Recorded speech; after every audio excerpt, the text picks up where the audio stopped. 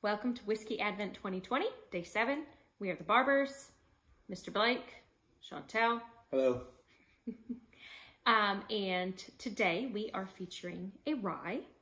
As we've noted a few times in the prior 6 days, we do tend to like rye very much. Whereas a bourbon is 51% corn at least. In the U.S., to be considered a rye whiskey, you need to be at least 51% rye. And the rye we chose here, Few, is a good 70% rye with the remaining 20 corn, 10 malted barley. Few is a distillery out of Evanston, Illinois. It's a suburb of Chicago. And this is another one of our small craft distilleries where they, few employees, we get our local products, and they make whiskey, they make bourbon, they make rye, they make gin.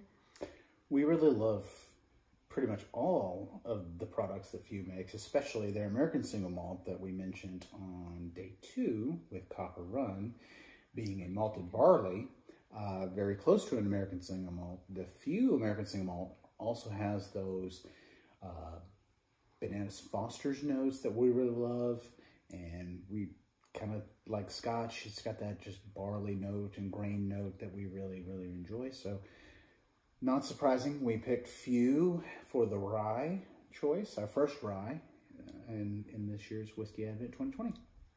Quick fun fact, I was wondering, why would they name their distillery Few? What does that mean? Well, upon research, Few, F-E-W, are the initials of a lady named Frances Elizabeth Willard.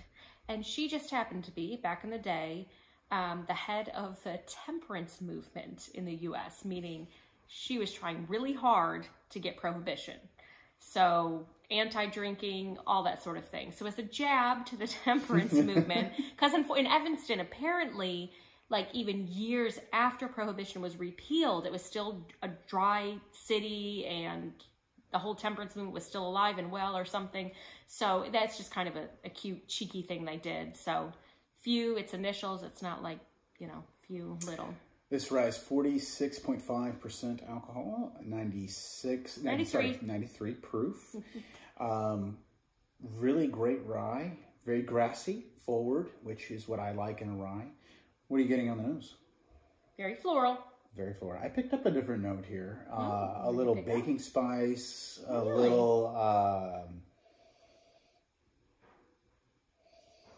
little Christmas in a glass almost. Like the spice whiskey. I'm kind of getting that on the nose. Yeah, it's kind of that. It mixes in very well with the floral and some vanilla and cakey notes to it. But very grassy, and just like you would think with a rye. Herbaceous. Yeah, got that rye taste. It's pretty light on the spiciness. Rye's typically a little more punchy, spicier. A little spicier. This is sweeter and smoother. Definitely getting the floral, getting the honey, getting the vanilla. Let me have another little sip here. There's no age statement on this. I would venture to say that it's probably a younger rye, younger age. Because there's not as much of a punch. Bitterness from a barrel. There's some bitterness, which you would expect with any whiskey.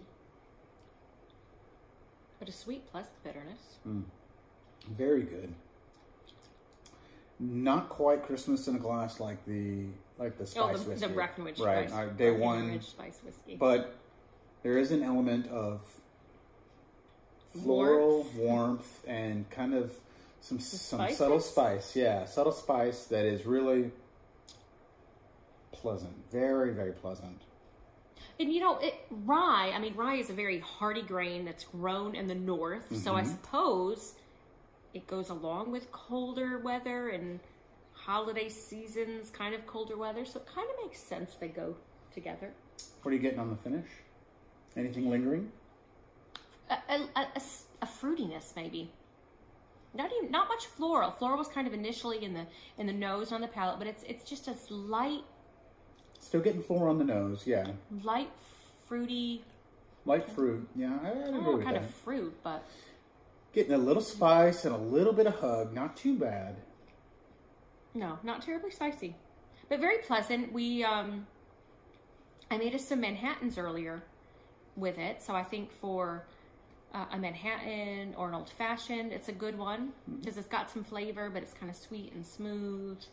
I thought it mixed well in the cocktail with the syrups and the ingredients. I thought it's a good combo. Brought a good combo to it. You might want something a little spicier, but I thought it was a really good cocktail regardless.